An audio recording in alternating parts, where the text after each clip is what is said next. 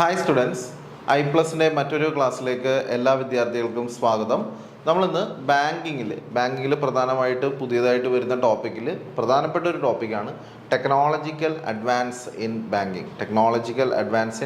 കാരണം ടെക്നോളജിക്കലായിട്ട് ഒരുപാട് മാറ്റങ്ങൾ ബാങ്കിങ് മേഖലയിൽ വന്നുകൊണ്ടിരിക്കുകയാണ്.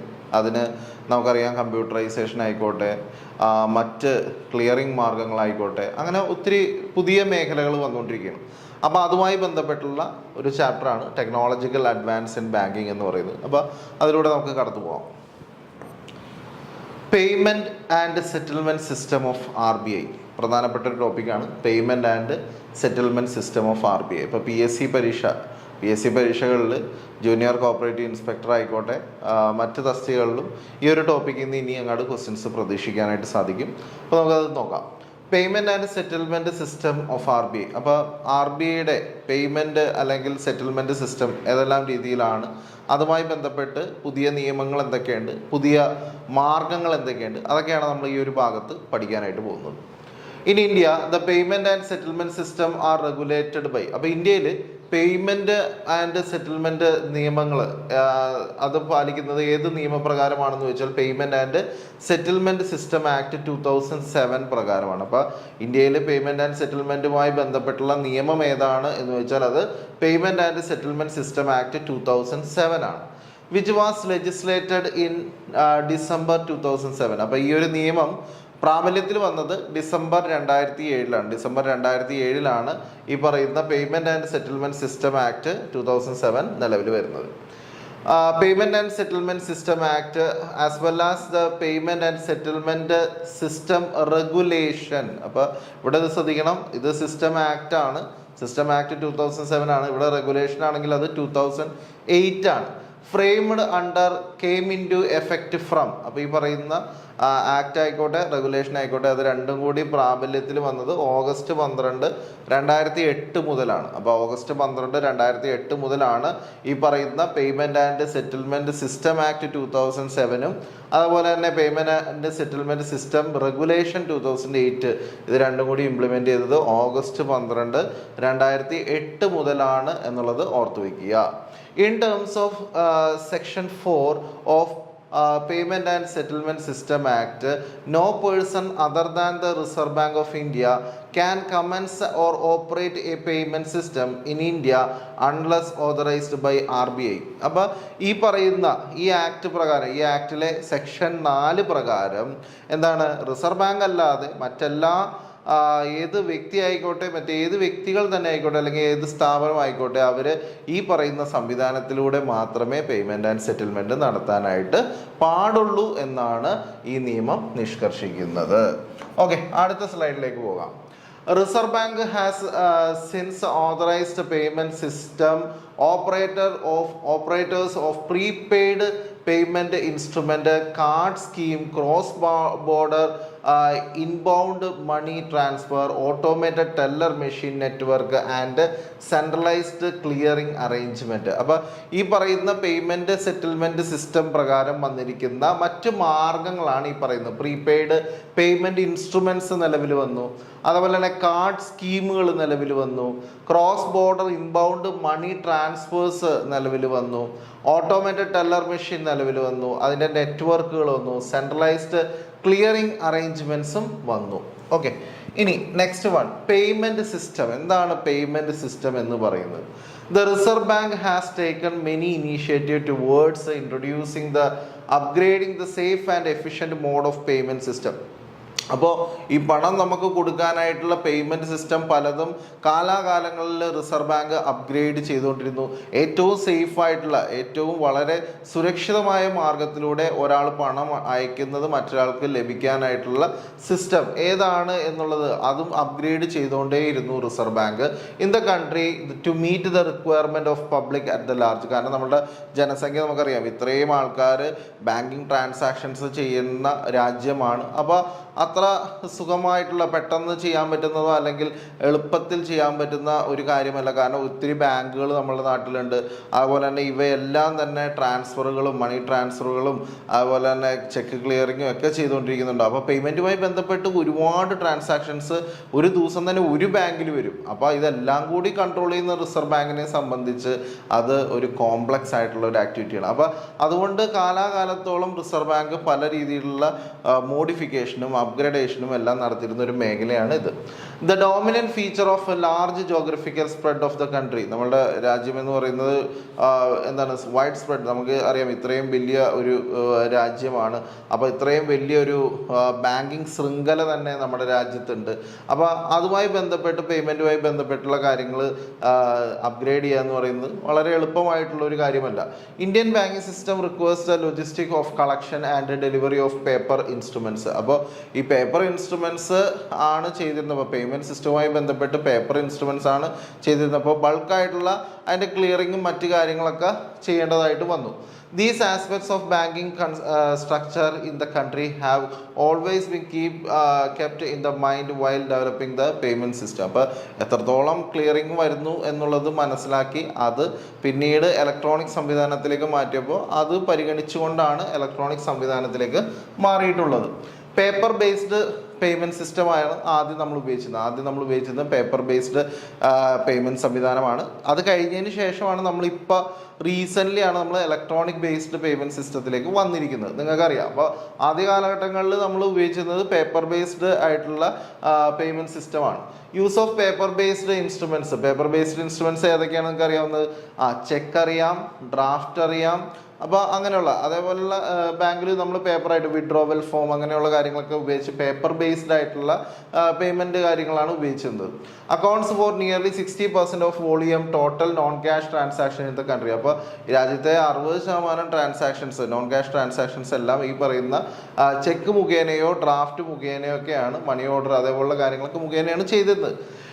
In the value of terms share is presently, പക്ഷേ ഇന്നിപ്പോൾ അതിൻ്റെ വാല്യൂ കുറഞ്ഞു, 11% കുറഞ്ഞു. The share has been steadily decreasing. അതിൻ്റെ ഷെയർ കുറഞ്ഞുകൊണ്ടിരിക്കുകയാണ്. അതിൻ്റെ കാരണം എന്താണ്? ഇലക്ട്രോണിക് മോഡ് ജനങ്ങളുടെ ഇടയിൽ പോപ്പുലറായി തുടങ്ങി. റിസർവ് ബാങ്കിൻ്റെ ഈ പറയുന്ന ഇലക്ട്രോണിക് പേയ്മെൻറ്റ് സിസ്റ്റം ഇൻട്രൊഡ്യൂസ് ചെയ്തു. അപ്പോൾ അങ്ങനെ എന്താ പറയുക, ക്യാഷും ചെക്കും നേരിട്ട് കൊടുക്കുന്ന വ്യവസ്ഥയൊക്കെ മാറി. കൂടുതലും ഇലക്ട്രോണിക് ഫണ്ട് ട്രാൻസ്ഫർ യുഗത്തിലേക്ക് നമ്മൾ മാറി. ഓക്കെ, നെക്സ്റ്റ് നമുക്ക് നോക്കാം. ഇനി since the paper based payment occupy an important place in the country. അപ്പോൾ പേപ്പർ ബേസ്ഡ് ആയിട്ടുള്ള പേയ്മെൻറ്റ് വളരെ പ്രാധാന്യപ്പെട്ടാണ്. അത് നമ്മുടെ രാജ്യത്ത് നിലനിന്നിരുന്നതാണ്. അതുകൊണ്ട് അതിനകത്ത് മാറ്റം വരുത്തിയ ഒരു കാര്യമാണ് MICR, magnetic ink character recognition എന്ന് പറയുന്നത്. ചെക്കുകളിൽ മാറ്റം വരുത്തിയാണ്. ചെക്കുകളുടെ സ്പീഡായിട്ട് ചെക്കുകളുടെ പ്രോസസ്സിങ് അതുപോലെ തന്നെ അതിൻ്റെ എഫിഷ്യൻസി കൂട്ടാൻ വേണ്ടിയിട്ടൊക്കെ പ്രോസസ്സിങ് എഫിഷ്യൻസി കൂട്ടാൻ വേണ്ടിയിട്ടൊക്കെ കൊണ്ടുവന്നാണ് MICR ടെക്നോളജി എന്ന് പറയുന്നത്. ഓക്കെ, ഇനി നമുക്ക് ഇതുമായി ബന്ധപ്പെട്ട് national payment corporation of India NPCI പറ്റിയാണ് ഇനി അതിനകത്ത് പഠിക്കാനുള്ളത്. അപ്പോൾ NPCI എന്താണ്? National payment corporation of India എന്നുള്ളതാണ് NPCIയുടെ പൂർണ്ണരൂപം. NPCI is the specialised division of RBI.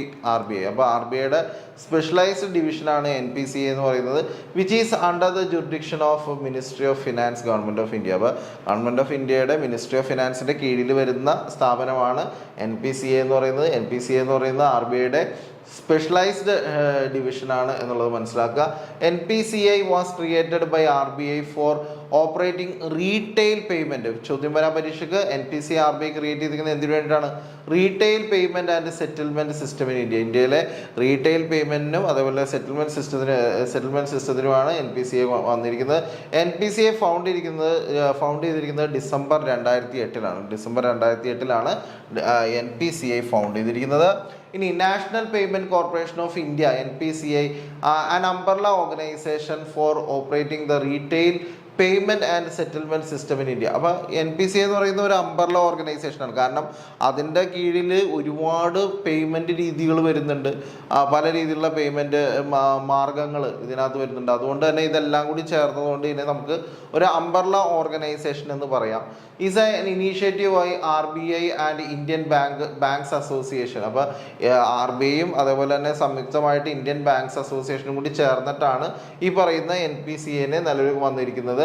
Under the provision of payment and settlement system act. അപ്പോൾ ഈ NPCA പ്രവർത്തിക്കുന്നത് ഏത് ആക്ട് പ്രകാരമാണെന്ന് ചോദിച്ചാൽ അത് payment and settlement system act 2007 പ്രകാരമാണ് NPCA പ്രവർത്തിക്കുന്നത്. Four creating the robust payment settlement infrastructure in India. അപ്പോൾ ഇന്ത്യയിലെ പേയ്മെന്റ് ആൻഡ് സെറ്റിൽമെന്റ് ഇൻഫ്രാസ്ട്രക്ചർ വളരെ സുഖമാക്കാൻ വേണ്ടിയിട്ട് വന്നിരിക്കുന്ന സ്ഥാപനമാണ് NPCA എന്ന് പറയുന്നത്. The 10 core promoter banks. അപ്പോൾ NPCA എന്ന് പറയുന്ന സ്ഥാപനം പ്രൊമോട്ട് ചെയ്യുന്നത് 10 ബാങ്കുകൾ ചേർത്തിട്ടാണ്. 10 ബാങ്കുകളാണ് NPCAയുടെ പ്രൊമോട്ടേഴ്സ് എന്ന് പറയുന്നത്. ഏതൊക്കെയാണ്? State bank of India, Punjab national bank, Canara bank, bank of Baroda, union bank, bank of India, ICICI bank, HDFC bank, city bank and HSBC. ഇവിടെ ഒരു ചെറിയ മിസ്റ്റേക്ക് ഉണ്ട്, സിറ്റി ബാങ്ക് ആണ്, സിറ്റി ബാങ്ക്, HSBC. അപ്പോൾ അത്രയും ബാങ്കുകൾ ചേർന്നിട്ടാണ് ഈ പറയുന്ന NPCA എന്ന് പറയുന്ന സ്ഥാപനം പ്രൊമോട്ട് ചെയ്തിരിക്കുന്നത്. In 2016 shareholdings was broad based to 56 member banks. അപ്പോൾ കൂടുതൽ ആൾക്കാർ NPCAയുടെ ഓഹരികൾ എടുത്തു തുടങ്ങി 56ഓളം ബാങ്കുകൾ, ആൾക്കാരല്ല ബാങ്കുകൾ, 56 ബാങ്കുകൾ മുകളിൽ ഇപ്പോൾ NPCAയിൽ പ്രസൻ്റ്ലി അവർക്ക് ഷെയർ ഹോൾഡിങ്സ് ഉണ്ട്. Okay, to include the more banks representing all the sector. Okay, അപ്പോൾ എല്ലാ സെക്ടറിൽ നിന്നുള്ള ബാങ്കുകൾ നിലവിൽ NPCAയിൽ അംഗങ്ങളാണ്. ഓക്കെ, അടുത്ത ഇനി പ്രോഡക്ട്സ് ഓഫ് NPCAയുടെ ഉൽപ്പന്നങ്ങൾ എന്തൊക്കെയാണെന്ന് നോക്കാം. First one, RuPay card. നിങ്ങൾ പഠിച്ചിട്ടുണ്ടാവും റുപ്പേ കാർഡ്. നമ്മൾ വിദേശ നിർമ്മിത കാർഡായിട്ടുള്ള മാസ്റ്റർ കാർഡ്, ഡിസ്കവർ കാർഡ്, അങ്ങനെയുള്ള കാർഡുകൾ, വിസ കാർഡ്, ഇതൊക്കെയാണ് നമ്മൾ ഉപയോഗിച്ചത്. പക്ഷേ ഇന്ത്യ തന്നെ വികസിപ്പിച്ചെടുത്തൊരു കാർഡാണ് റുപ്പേ കാർഡ് എന്ന് പറയുന്നത്. നമ്മൾ റുപ്പേ കാർഡ് കാരണം കൂടുതലായിട്ട് ഇപ്പോൾ നമ്മൾ റുപ്പേ കാർഡാണ് ഉപയോഗിക്കുന്നത്. കാരണം ഇന്ത്യൻ കാർഡാണ്, ഇന്ത്യ പ്രൊമോട്ട് ചെയ്യുന്ന കാർഡാണ്. അപ്പോൾ നമ്മൾ ആ വിദേശത്തേക്ക് നമ്മൾ ഓരോ പേയ്മെൻറ്റ് ചെയ്യുമ്പോൾ അതിൻ്റെ ഒരു വളരെ ചെറിയൊരു എമൗണ്ട് ആ കാർഡിൻ്റെ കമ്പനിക്ക് പോകുന്നുണ്ട്. പക്ഷെ അതങ്ങനെ പോവാതിരിക്കാൻ വേണ്ടിയിട്ട് ഇന്ത്യൻ സിസ്റ്റം ഡെവലപ്പ് ചെയ്തതാണ് റുപ്പേ കാർഡ് എന്ന് പറയുന്നത്. Okay, RuPay is an indigenously developed payment system. അപ്പോൾ ഇൻഡിജനസ്ലി ഡെവലപ്ഡ് പേയ്മെൻറ്റ് സിസ്റ്റമാണ് റുപ്പേ എന്ന് പറയുന്നത്. Design to meet the expectation and needs of Indian consumers, banks and merchants ecosystem. അപ്പോൾ ഇന്ത്യൻ കൺസ്യൂമേഴ്സും ഇന്ത്യൻ ബാങ്ക്സിൻ്റെ മർച്ചൻസിനും വേണ്ടിയിട്ട് കൊണ്ടുവന്നാണ് റുപ്പേ എന്ന് പറയുന്നത്. RuPay supports the issuance of debit, credit and prepaid card. അപ്പോൾ ഈ പറയുന്ന റുപ്പേ സംവിധാനത്തിൽ ഡെബിറ്റ് കാർഡും ആയിട്ടും ക്രെഡിറ്റ് കാർഡായിട്ടും പ്രീപെയ്ഡ് കാർഡായിട്ടും നമുക്ക് ഉപയോഗിക്കാനായിട്ട് സാധിക്കും ബാങ്കുകൾക്ക്. ഇനി and thereby the supporting the growth of retail electronic payment in India. അപ്പോൾ ഇന്ത്യയിലെ റീറ്റെയിൽ ഇലക്ട്രോണിക് പേയ്മെന്റ് സംവിധാനം അതിൻ്റെ വളർച്ചയ്ക്ക് വേണ്ടിയിട്ട് കൊണ്ടുവന്നിരിക്കുന്ന സംവിധാനമാണ് ഇത് റുപ്പേ കാർഡ് സംവിധാനം എന്ന് പറയുന്നത്.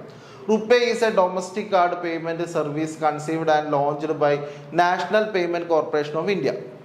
അപ്പോൾ റുപ്പേ കാർഡ് എന്ന് പറയുന്ന ആ കാർഡ് ലോഞ്ച് ചെയ്തിരിക്കുന്നത്, അല്ല അത് ആരാണ് അതിൻ്റെ ഉടമസ്ഥാവകാശി എന്ന് ചോദിച്ചാൽ അത് ആരാണ്? നാഷണൽ പേയ്മെന്റ് കോർപ്പറേഷൻ്റെയാണ്. നാഷണൽ പേയ്മെന്റ് കോർപ്പറേഷനാണ് റുപ്പേ കാർഡ് ഓൺ ചെയ്യുന്നത്. ഫൗണ്ട് ചെയ്തിരിക്കുന്നത് 26 March 2012 26 March 2012 RuPay card found ചെയ്തിരിക്കുന്നത്. ഓണർ എന്ന് പറയുന്നത് NPCA ആണ്. The president of India Shri Pranab Mukherjee launch the RuPay card. അപ്പോൾ റുപ്പേ കാർഡ് ലോഞ്ച് ചെയ്തത് നമ്മളുടെ പഴയ പ്രസിഡന്റ് ആയിട്ടുള്ള ആരാണ്? ശ്രീ പ്രണബ് കുമാർ മുഖർജിയാണ് അത് ലോഞ്ച് ചെയ്തിരിക്കുന്നത്. Payment network to the nation on May 8, 2014. അപ്പോൾ May 8, 2014 രാഷ്ട്രപതി ഭവനിൽ വെച്ച് നടന്ന ചടങ്ങിലാണ് അദ്ദേഹം ഈ പറയുന്ന റുപ്പേ കാർഡ് ലോഞ്ച് ചെയ്തത്. അപ്പോൾ May 8, 2014 ഓർത്തു വയ്ക്കുക. RuPay is A combination of 2 words. RuPay എന്ന് പറയുന്നത് 2 വാക്കുകളുടെ കോമ്പിനേഷനാണ്. റുപ്പി എന്ന് പറയുന്നതും അതേപോലെ പേയ്മെന്റ് എന്ന് പറയുന്ന വാക്കിൻ്റെയും കോമ്പിനേഷനാണ് റുപ്പേ എന്ന് പറയുന്നത്. It was created to fulfil the reserve bank of India's vision of establishing the domestic open and multilateral payment of multilateral system of payment. അപ്പോൾ ഇവിടെ ഈ പറയുന്ന റുപ്പേ കാർഡ് കൊണ്ടുവന്നിരിക്കുന്നത് ഇന്ത്യക്ക് വേണ്ടിയിട്ട് തദ്ദേശീയമായിട്ട് ഡെവലപ്പ് ചെയ്തിട്ടുള്ള ഡൊമസ്റ്റിക് അതേപോലെ ഓപ്പൺ മൾട്ടിലാറ്ററൽ സിസ്റ്റം പേയ്മെന്റിന് വേണ്ടിയിട്ടാണ് റുപ്പേ കാർഡ് കൊണ്ടുവന്നിരിക്കുന്നത്. The RuPay project has been conceived by Indian banks association. അപ്പോൾ ഇന്ത്യൻ ബാങ്ക്സ് അസോസിയേഷൻ അതേപോലെ തന്നെ അതിന് അപ്രൂവൽ നൽകിയിരിക്കുന്നത് റിസർവ് ബാങ്ക് ഓഫ് ഇന്ത്യയാണ്. ഈ പറയുന്ന റുപ്പേ പ്രോജക്റ്റ് കൊണ്ടുവരാൻ വേണ്ടിയിട്ടുള്ള ശ്രമം അവരാണ് എടുത്തത്. The main objective of RuPay project is to reduce overall transaction cost. നമുക്ക് നമ്മളുടെ ഡൊമസ്റ്റിക് ആയിട്ടൊരു കാർഡ് വന്നപ്പോൾ റുപ്പേ കാർഡ് വന്നപ്പോൾ നമുക്ക് ആ ട്രാൻസാക്ഷൻ കോസ്റ്റ് കുറയ്ക്കാനായിട്ട് സാധിക്കും. Of the banks in India the cost per transaction was low with the RuPay card. കാരണം നമ്മൾ കമ്പയർഡ് ടു ഫോറിൻ കാർഡ് എന്ന് പറയുമ്പോൾ നമ്മൾ Mastercard, Visa card, Discover card അങ്ങനെയുള്ള കാർഡുകൾ നമ്മൾ ഉപയോഗിക്കുമ്പോൾ ആ രാജ്യത്തേക്ക് അല്ലെങ്കിൽ ആ കാർഡിൻ്റെ കമ്പനിക്കിലേക്ക് ചെറിയ ഒരു കോസ്റ്റ് പോകും. അപ്പോൾ ആ കോസ്റ്റ് പോവാതെ നമുക്ക് ആ പണം കൂടി നമ്മളുടെ നാടിൻ്റെ വികസനത്തിന് നമുക്ക് ഉപയോഗിക്കാൻ പറ്റും. അത് നമ്മളുടെ ഈ പറയുന്ന NPCI ഓൺ ചെയ്യുന്ന കാർഡായതുകൊണ്ട് അതിൻ്റെ പൈസ റിസർവ് ബാങ്കിന് തന്നെ ലഭിക്കുകയും ചെയ്യും. The cost per transaction was low. അപ്പോൾ നമുക്ക് കോസ്റ്റ് പെർ ട്രാൻസാക്ഷൻ വളരെ കുറയ്ക്കാനായിട്ട് സാധിക്കും വിത്ത് ദ റുപ്പേ കാർഡ് ഉപയോഗിക്കുമ്പോൾ കമ്പയർഡ് ടു ദ ഫോറിൻ കാർഡുമായിട്ട് കമ്പയർ ചെയ്യുമ്പോൾ, താരതമ്യം ചെയ്യുമ്പോൾ റുപ്പേ കാർഡിന് ചെലവ് വളരെ കുറവാണ്. ഇത്രയും നേരം നമ്മൾ നോക്കിയത് NPCIയുടെ പേയ്മെൻറ്റ് മോഡ്സിൻ്റെ ഭാഗങ്ങളാണ്. അപ്പോൾ അത് ഇനിയുമുണ്ട് പേയ്മെൻറ്റ് മോഡ്സ്. അപ്പോൾ അത് നമുക്ക് അടുത്ത ക്ലാസ്സിൽ നമുക്ക് നോക്കാം. Thank you.